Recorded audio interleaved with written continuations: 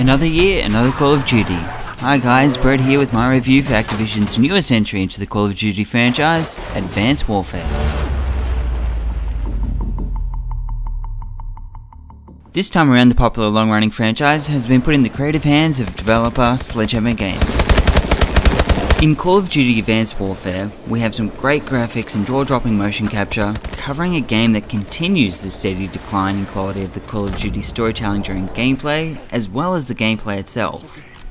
Advanced Warfare is another near-future outing from Activision that puts you into the role of Jack Mitchell, a private in the United States Marine Corps. After a little mishap, he finds himself discharged from the Marine Corps and instead working for the private military organization Atlas, who's headed up by CEO Jonathan Irons, played by Kevin Spacey. Private Mitchell, you were Will's best friend. You both paid too high a price for your country. It was an unfortunate tragedy, sir. It was more than unfortunate, Sergeant. It was unnecessary. The story, while entertaining enough, unless you're a newcomer to the first-person military shooter, is as predictable as they come. It follows the same formula as many of the other Call of Duty games and very rarely strays from it. Even some of the characters feel like rehashed versions of previous Call of Duty characters.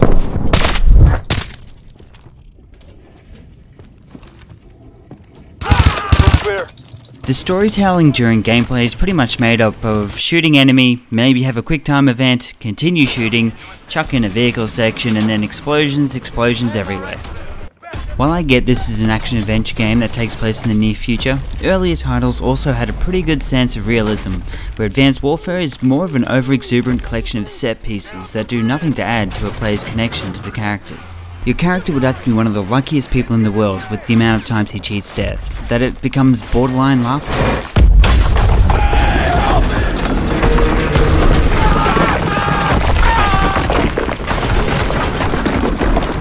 While the gunplay as you would expect is up to the Call of Duty standard, the AI is something that I found myself raising an eyebrow to, as it seemed to be a bit broken at times and only pose a real threat on the harder difficulties.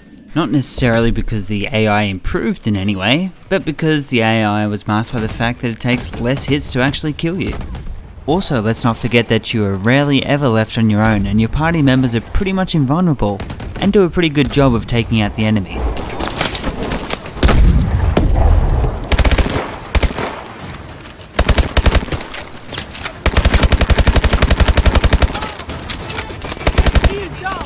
Advanced Warfare has some of the most amazing motion capture cutscenes that I have ever seen in a video game, and with so much attention to detail and facial expressions, you would be forgiven for thinking you are watching an animated feature. Of course, Advanced Warfare's gameplay adds to that feeling. I have no doubt that this Call of Duty game has given me the biggest feeling of being dragged along from point A to point B ever in the franchise. Majority of missions are made up of following someone and having them bark commands at you ad nauseum. I'm fine with the fact that this game takes place in a world where there are very few car types that don't seem to care about explosions and bombs going off around them, but to include it as some sort of gameplay that has no real sense of urgency or consequence makes it come off as something of an afterthought.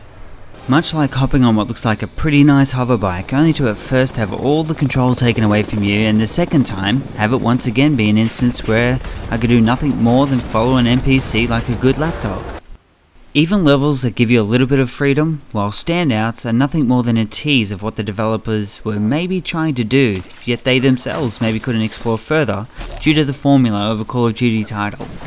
The grappling stealth level is an example of this. That is probably one of the most half-hearted attempts at stealth I've ever encountered. Yet it is one of the levels in Advanced Warfare where I actually stood up and took notice. How the enemy couldn't see me zipline about a meter away from them is anyone's guess.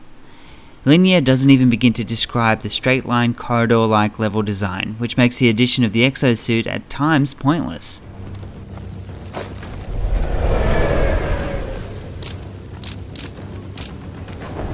The exosuit itself is probably the biggest tease in the entire game. The idea behind it is definitely nothing new, with Crysis having done it much better.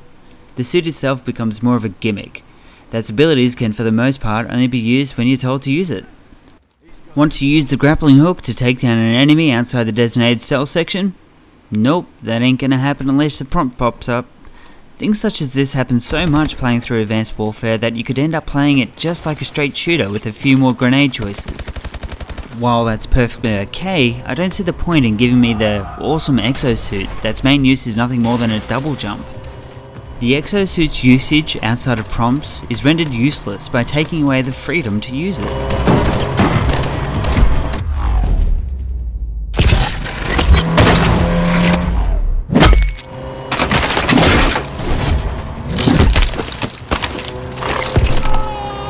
With the single player clocking in at around 8 to 10 hours including cutscenes, the game will most likely give you more excitement in the multiplayer.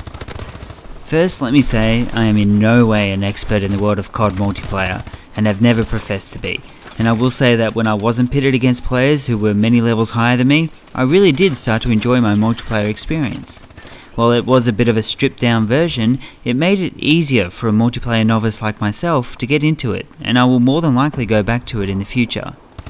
While the exosuit might not bring COD up to anywhere near the pace of a game like Titanfall, it was fun to use the Mini Titan at times.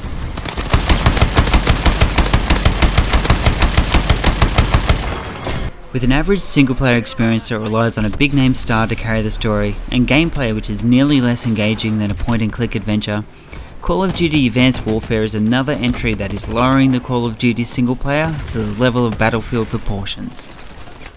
If there is ever a series that needs a breather and a bit of a rethink when it comes to single player, then Call of Duty is it. Thankfully the multiplayer picks it up a bit, which these days seems to be the only real reason for picking up a Call of Duty title. Activision could probably release a Call of Duty disc that is nothing more than multiplayer and it would still sell millions.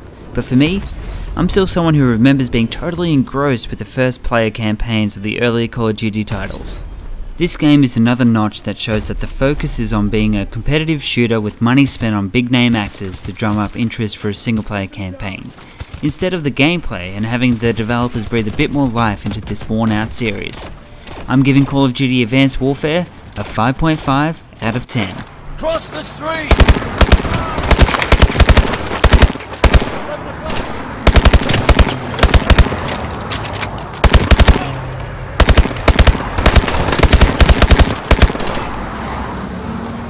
Get across the street, Mitchell!